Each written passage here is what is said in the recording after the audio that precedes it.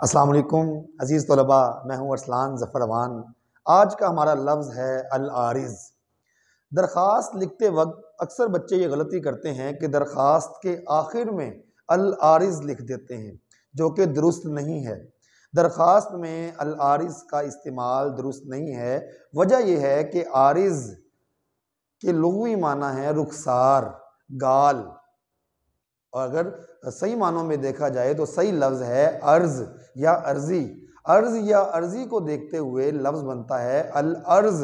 अल अर्ज़ दुरुस्त होगा, अल आरिज़ का इस्तेमाल यहाँ पे दुरुस्त नहीं होगा। एक शेर देखिए, उसके रुखसार देख जीता हूँ, आरज़ी मेरी जिंदगानी है। अब यहाँ पे आरज़ी दो मानों में इस्तेमाल हुआ है। एक तो आरिज़ी आरज़ी मानों में इस्तेमाल हुआ है, और दूसरा ये आरिज़ गालों के मानों में इस्तेमाल हुआ है, और ये शेर इहाम की मिसाल भी है। तो अगर आप दरख्वास्त में सही लफ्ज़ लिखना चाहते हैं तो आप अल आरिज़ ना लिखें, बल्कि दरख्वास्त गुज़ार लिखें। दरख्वास्त गुज़ार सही लफ्ज़ है। बहुत शुक्रिया।